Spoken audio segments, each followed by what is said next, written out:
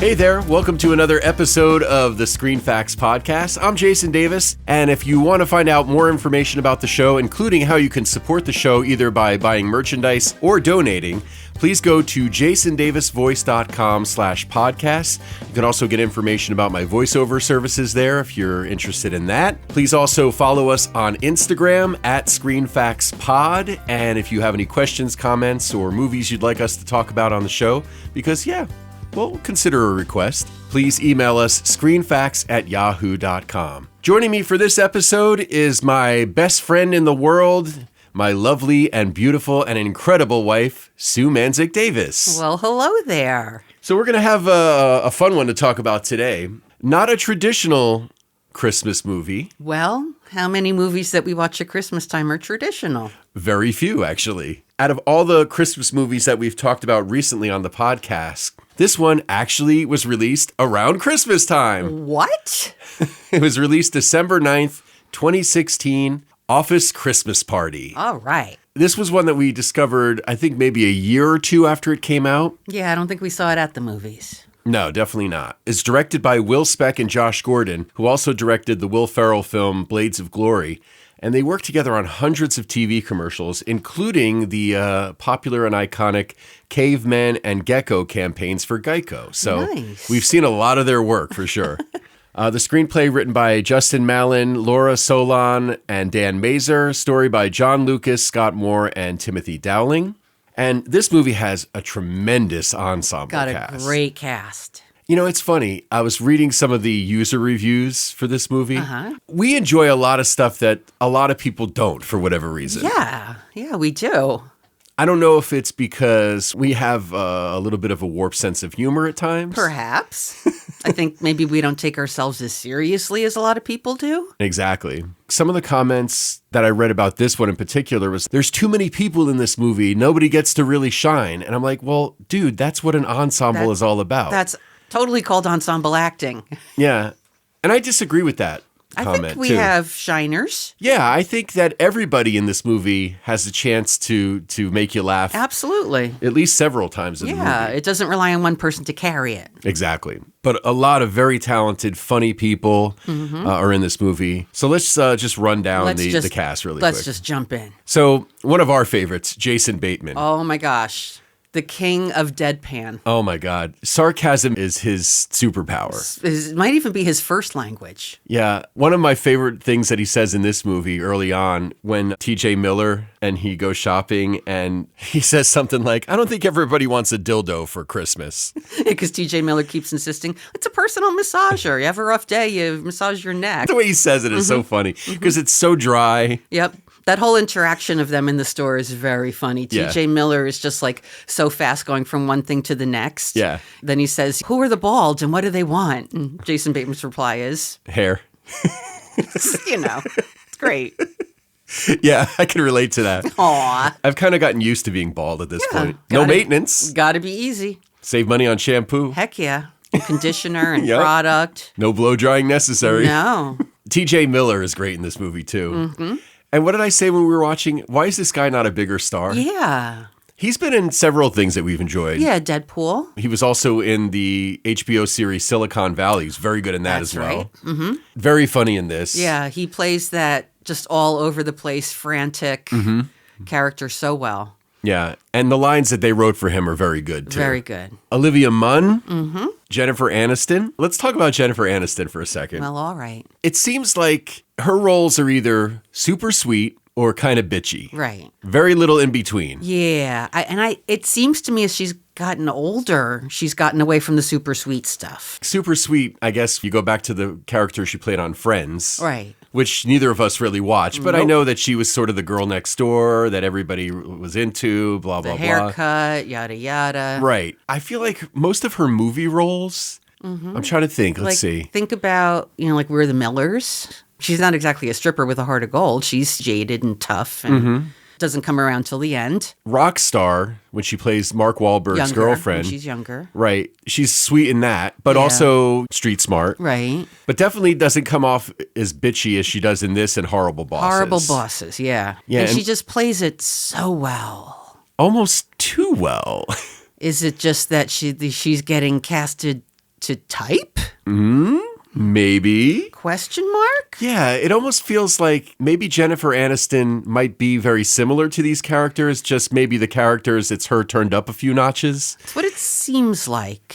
This character is fueled by salad and smart water. Right, apparently. which she was a spokesperson for that brand, too. Right, yeah. So that's 9 a years funny of joke. Krav Maga. She does everything in those heels. Yep. Got to give her credit for that. Yeah. Ultimately, she ends up having a little bit of a soft spot in the end. So Yeah. that's good. Yeah. Jen, let us know. Let us know. Are you a nice person, Jen? Kate McKinnon is great in everything. And she, in this movie, she is my favorite character in this movie. Yeah. And I was reading, they had a lot of extra stuff with her in it. They ended up having to cut because the movie would have been too long and it just slowed down the pacing too much. Yeah, they could have given her her own movie, right? Yeah, her own movie. But she has a lot of funny stuff as the HR representative. She does. Even in the beginning, when they're at this super important meeting and she pulls out the cheese board, for the non-denominational holiday mixer. That's right. I know it's a little heavy on the Gouda, but it was the MVP last year. And then Jennifer Aniston calls her the farty cheese lady. Right, because she farts during the meeting because of the tension. Yeah. She doesn't like the tension, she farts. See, I can relate to her. That's a great moment in the credits bloopers, too. Yeah. With them cracking up with the farts. Totally. Yeah. Another SNL alum, Vanessa Bayer, has a small role in this, but also very funny. Jillian Bell as the pimp. The fun thing about her is, like, even if she does a smaller part, she's very memorable. Yeah, exactly. I really appreciate actors like that. Yeah. That no matter how small the role, they always steal the scenes that they're in. See? And she's definitely one of those. No small parts. That's right. Only small actors. That's right. Courtney B. Vance, who normally does serious stuff. Yeah. I don't think I've ever seen him in a comedic role before. I don't think so. And initially, he is serious He is. in this. Yeah, And then because he's eventually- the account they want so bad, and That's he's, right. hard to get, and he's seen all the other companies. Walter Davis, no relation. No relation. Rob Corddry, again, another guy that I can't Yep. get enough of and stuff. What a funky, weird character he plays. Yeah. He's Just just a like, disgruntled mess. yeah, and he shouts out stuff, and then he's like, I don't know why I said that. He was very good in this. Also very good in Hot Tub Time Machine. Love him in that. Yep. Randall Park. We've enjoyed him in a lot of stuff. Tons of stuff. Fresh off the boat on TV. The Interview. He was on that Young Rock show with Dwayne Johnson. He was good on that, too. Okay. Sam Richardson as Joel, who later shows up as DJ Calvis. So dumb.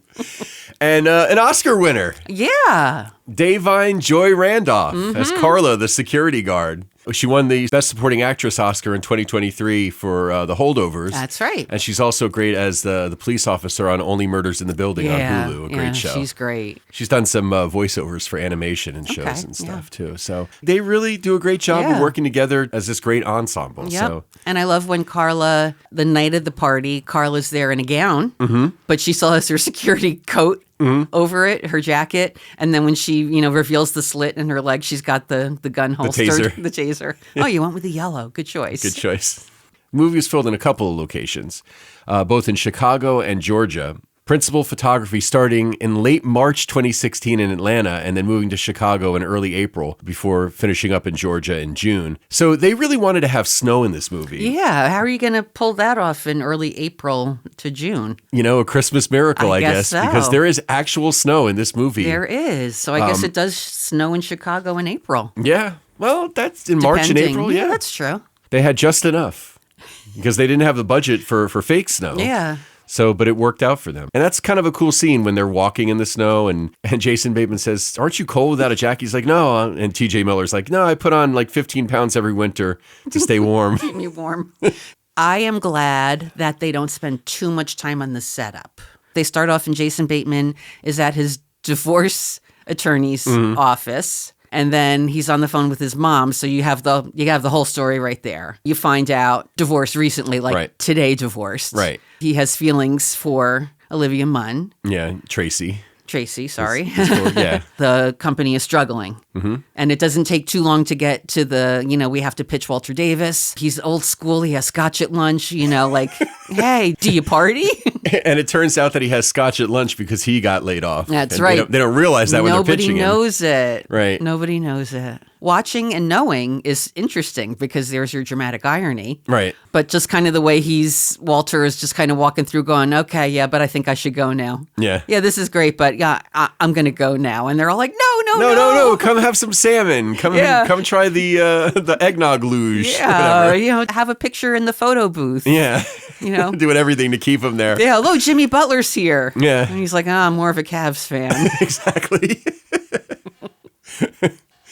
One of the things that's kind of cool about this movie, too, as sort of cynical and over-the-top raunchy at times and all that, it's a movie with a heart. Yeah, of course it is. Yeah, so after they finished filming, a lot of the furniture and props from the office set were donated to the Furniture Bank of Metro Atlanta, which is a charity that helps people moving into stable housing from homelessness or domestic violence. That's awesome.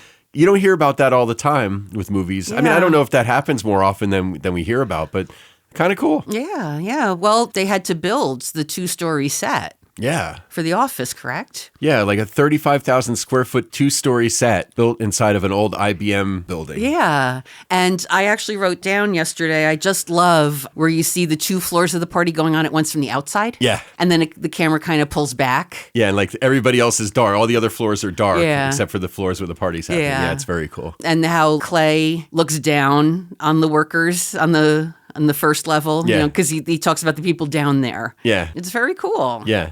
I also noticed at the party, the first time they show everybody really getting out on the dance floor, one of the people who works there is in his office chair on the dance floor. I don't know if you saw him or not. He was kind of rolling around to the music and spinning and everything. And I thought, okay, that's interesting. Yeah. Guess he just didn't feel like getting up. You're right. The Christmas party itself, I mean, they have the 3 water coolers lined up. One has gin, one has vodka, one has tequila. Like when the one couple bring their kid. Oh, my gosh. Because they couldn't find a babysitter. Yep. And Jason Bateman says, oh, you decided to bring the kid. Okay. And like, well, like, he's got an iPad. We could axe murder each other and he wouldn't even notice. He'd just stand there with that dumb look on his face. And then they show the kid and he goes, yep, that's the look. And then they put him in... put him in Jason Bateman's office. He's like... Put him in my office. All right, let's hurry up because these edibles are going to kick in a few minutes. A lot of improvisation on this movie, too. Yeah, that's right. These kind of movies, I think, lend themselves very well to that, especially when you have actors that are good at that. Exactly. T.J. Miller, Kate McKinnon, especially when you know that people that were on SNL, they probably came from improv groups like the Groundlings or groups like that. So you know that they're going to be able to come up with alternate lines for stuff. So they did a lot of that. And some of that is shown during the credits, which is a lot of fun. Yeah. One of the great improvised scenes in the movie is the Uber scene. You know what? I did not know that was improvised. Yeah. Fortune Feimster keeps making fun of Jennifer Aniston's character because her name is Carol. Yeah. Carol, that sounds like an old person's name. Yeah. Hi, my name is Carol. I got to get home to see my stories. I'm Carol. Did you see my TV guide? And then she thinks that she's undercover boss. Right. When Carol says, I am a CEO. And she's like, whoa, wait, is this like undercover boss? Am I being punked? It's great. Yeah. Bunch of bitches. Bitches. There's a couple of fun things to look for when you're watching the movie, too. Easter eggs, if you will. Okay. Carol and Clay, Jennifer Aniston and T.J. Miller's dad, appears a couple of times in photographs in the movie. Yeah. One is a poster that's framed in Clay's office. Right. Where he's like standing by a bunch of old-time computers. He's kind of leaning. Yeah. And in that picture, it does look like Jason Bateman with a wig. It does. It does for sure. But the Polaroid doesn't as much. Not as much. So I'm not sure what's going on there. Jury's out on that one. Yeah, I guess so. A cute Easter egg I noticed, because it brought me right back to my Christmases, was Darcy in the first class waiting area. When Carol, gets back to her seat and realizes that Darcy has eaten her Cinnabon, Darcy's holding a Holly Hobbie doll, an original Holly Hobbie doll. And I saw that, and that just warmed my heart. Yeah, and in that scene also, Jennifer Aniston is carrying a book, The Girl on the Train by Paula Hawkins. Oh, good book, yeah. Yeah, so coincidentally, Jennifer Aniston's ex-husband, Justin Theroux, was in the film version of the book. Oh, that's right, I forgot. Yeah, so that's kind of a fun little thing. See, the things you learn on Screen Facts. That's right. Dumb stuff that you're never going to need. You never know. You may be at an office party. You could pull that out. Impress everybody. I like the sign in Tracy's office. The only stupid questions are the ones you ask me before you ask the web, or any question before my coffee. I agree. Especially about the coffee. Yeah, and I have a habit of doing that. We wake up in the morning. You say that. We wake up in the morning before you've had your coffee, and I'll be like just firing, like like you're at a press conference. Yeah, exactly. And I'm just like, I don't know. And then you'll say, am I asking too many questions before coffee? And I always try to be nice and to say, oh, no, it's okay. Meanwhile, I'm like, leave me alone. Shut up, you fool. I'm like the scene in PCU. Coffee. Yeah, but you never yell at me. I don't. Yeah. I don't. I try to be nice even when I'm uncaffeinated. Yeah, and then you'll even say to me, you'll be like, how do you do that without coffee? I don't know how you do that. You just wake up and go. So the name of the company in the film is Xenotech. Xenotech. You say Xeno, I say tech. Xeno. Tech. Xeno. Tech. So there are actually two real companies called Xenotech. At least there were when they were filming this. I don't know if they still exist. And is it with a Z? Yes. Wow. Zenotek. Okay. One is a computer repair service in England. Okay. And the other is a scientific research instruments and helium/liquid nitrogen systems retailer in Turkey. Ooh, I wonder if their business got a little bumps. I don't know. Yeah, because people probably searched Xenotech. After this. Ooh, helium. Yeah. Oh, I wonder if they answer with helium voices. You imagine? Hello, Xenotech. Oh, this is Xenotech. How can I This help is you today? Xenotech. How can we help you? So there were some interesting things from director commentary that I read too. Okay. A lot of controlled chaos on this set. I mean, this movie is total chaos. Any movie that centers around a blowout party. And larger groups of people. Yeah. First it's the company, and then they put it out there like, hey, hashtag great party, quote unquote, all of Chicago arrives. Yeah, because like one of the employees that is annoyed with Kate McKinnon's HR character. Yeah. Oh, I'm going to piss her off. I'm going to invite everybody to this. Yeah. So she goes on Instagram or whatever. Yeah. And, kudos to the assistant directors. That's all I have to say. Like the people in charge of the crowd scenes, terrific. Yeah. They shot the stuff over many nights, and they also shot it out of order, which can be very confusing. That's where the script supervisor comes in, right? That's right. All the actors had to remember exactly how drunk they were and how unhinged and all that kind of stuff.